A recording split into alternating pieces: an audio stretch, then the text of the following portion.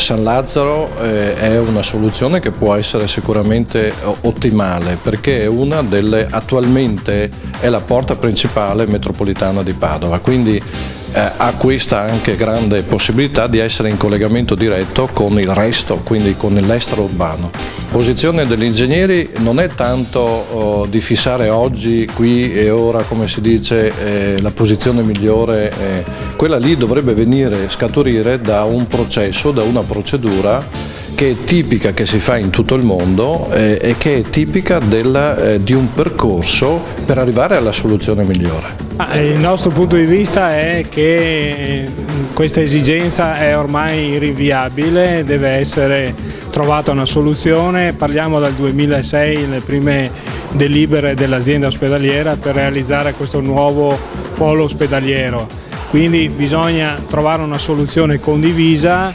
Ci sembra che San Lazzaro coaguli le varie posizioni e quindi sia la scelta che ci può portare ad avviare questo percorso. La collocazione di un nuovo policlinico per Padova comporta di rivedere moltissimi aspetti che vanno dagli aspetti infrastrutturali, per dire tutto il settore dei trasporti, le comunicazioni in genere, e dopo riguarderà sicuramente anche il settore dei servizi, quindi per servizi si intendono il commercio, gli studi professionali, i centri di medicina, i centri di ricerca, eccetera, eccetera, eccetera. Per cui diciamo che coinvolge anche da un punto di vista territoriale non solo aspetti che riguardano la città di Padova in modo particolare, ma tutta la cintura padovana e oserei dire anche l'area metropolitana veneta.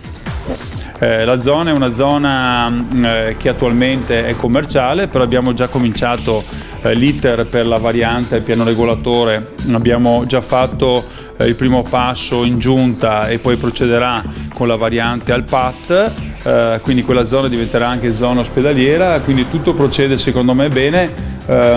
Spero che venerdì pomeriggio sia messa una pietra tombale su questa querela che dura, è vero, qualche mese, però in definitiva la soluzione è molto migliore rispetto a quella precedente, perché parliamo di un'area in completa proprietà dell'amministrazione comunale, quello che non era la precedente, e quest'area non ha problemi di vincoli e ha già la viabilità fatta, quindi partiamo non perdendo qualche mese ma recuperando, direi, degli anni.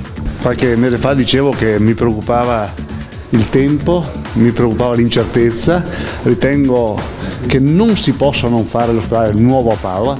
Finalmente siamo tutti d'accordo sul fatto che ci voglia il nuovo. Abbiamo superato l'ipotesi che si possa recuperare, restaurare, si è capito che era una soluzione impraticabile, abbiamo perso del tempo, è indubbio che abbiamo perso del tempo, non ci possiamo più permettere di perdere tempo. Padova, per il Veneto e per l'Italia, non può perdere la sua centralità nella sanità. La nostra università non si può permettere che si giochi sulla pelle della ricerca e della qualità della sanità dei nostri concittadini. Allora, ore, giorni, non più settimane per decidere, e credo che il sindaco di Padova e il presidente della Regione Veneto debbano assolutamente porre fine a questa querela. Noi di Confindustria riteniamo che potrebbe essere una sinergia vincente. Sapete che stiamo portando avanti da un pochino l'idea di portare lì, dove è già prevista una stazione della SFMR, la stazione dell'alta velocità, e noi vediamo all'interno di quest'area una possibile sinergia vincente: l'alta velocità, l'ospedale, l'SFMR.